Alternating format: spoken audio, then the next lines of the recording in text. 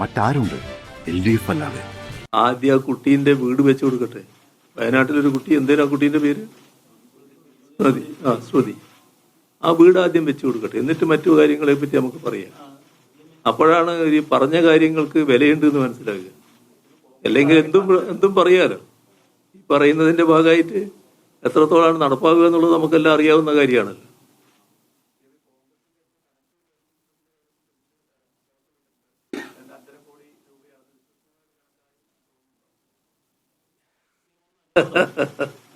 അല്ല, അതെല്ലാം നമുക്ക് നാളെ എടുത്താൽ പോരെ എന്നുള്ളതാണ് എൻ്റെ ഒരു സംശയം. അത് നമുക്ക് ഇന്ന് ഇതിലേക്ക് ഒക്കെ നിൽക്കാൻ തോന്നും. നാളെ നിങ്ങൾക്ക് കുറെ കാര്യങ്ങൾ ചോദിക്കാനുണ്ടാവുമല്ലോ സ്വാഭാവികമായിട്ട്.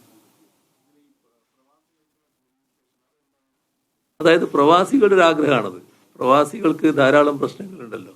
അപ്പൊ അത്തരം പ്രശ്നങ്ങൾക്ക് ഒരു കേന്ദ്രത്തിൽ പരാതിപ്പെടാൻ കഴിയും. പല നാട്ടിലാകെ ഉണ്ടാവുമല്ലോ അവരുടെ കുടുംബങ്ങൾ, അവരുമായി ബന്ധപ്പെട്ട പ്രശ്നങ്ങൾ. ഒരു കേന്ദ്രത്തിൽ പരാതിപ്പെടാൻ ഒരു സ്റ്റേഷൻ ഉണ്ടാകുന്നത് നല്ലതാണ് എന്നവർ അഭിപ്രായപ്പെട്ടു. അപ്പോൾ തെറ്റില്ല എന്ന് തോന്നിയതുകൊണ്ട് പല അഭിപ്രായങ്ങൾ ഇങ്ങനെ വരും. ലോക കേരള സഭയുടെയൊക്കെ ഒരു പ്രത്യേകത അതാണ്. പ്രവാസികളുമായി ബന്ധപ്പെട്ട ഒരുപാട് പ്രശ്നങ്ങൾ ചർച്ച ചെയ്യും, അവരാവശ്യങ്ങൾ ഉന്നയിക്കും, നമ്മൾ പറ്റാവുന്നതെല്ലാം അംഗീകരിക്കും. അങ്ങനെ അംഗീകരിച്ചൊരു കാര്യമാണ്.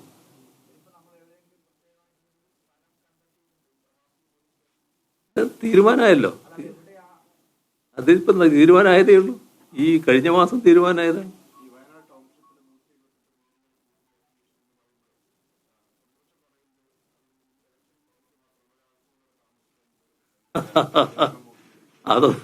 അതൊക്കെ എല്ലാവർക്കും പോയി നോക്കാവുന്ന കാര്യമല്ലേ. ഈ 178 വീടിന്റെ അവസ്ഥ എന്താണെന്ന്. അവിടെ ഞങ്ങൾ ചെയ്ത കാര്യം ആ ദുരന്തബാധിതരെ പൂർണ്ണമായി വിശ്വാസത്തിലെടുത്തുകൊണ്ടുള്ള കാര്യങ്ങളാണ്. അവരുമായി ചർച്ച ചെയ്തുകൊണ്ടാണ് ഓരോ കാര്യവും നീക്കിയത്. അവരുമായി ചർച്ച ചെയ്തിട്ടാണ് അവരുടെ അഭിപ്രായമായിരുന്നു, ഞങ്ങളെല്ലാവരും ഒരു നാട്ടിൽ ഒരു കുടുംബം പോലെ ജീവിച്ചവരാണ്. നിങ്ങൾ പുനരധിവാസത്തിൻ്റെ സഹായം നൽകിയാൽ ഞങ്ങൾ അതും വാങ്ങി ഓരോ കൊമ്പത്താവും.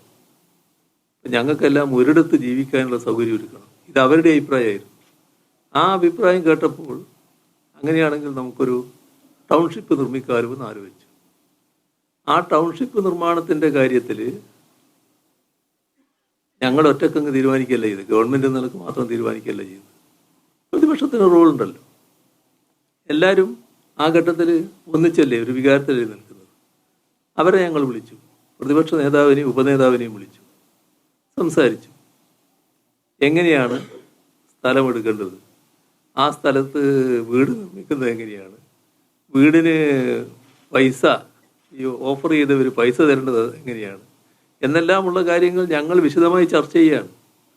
പൊതുവായ തീരുമാനം ഉണ്ടാവുകയാണ്. അങ്ങനെയാണ് കാര്യങ്ങൾ നീങ്ങുന്ന നില വന്ന് ടൗൺഷിപ്പ് എന്നുള്ള ആശയം വന്നത്. ഞാൻ ഈ ചോദ്യത്തിന് മാത്രം പറയാം, ബാക്കി മറ്റു കാര്യങ്ങളിലേക്ക് ഇപ്പോൾ പോകുന്നില്ല. അപ്പോൾ അങ്ങനെ വന്നപ്പോൾ വീട് നിർമ്മാണം പൂർത്തിയായി.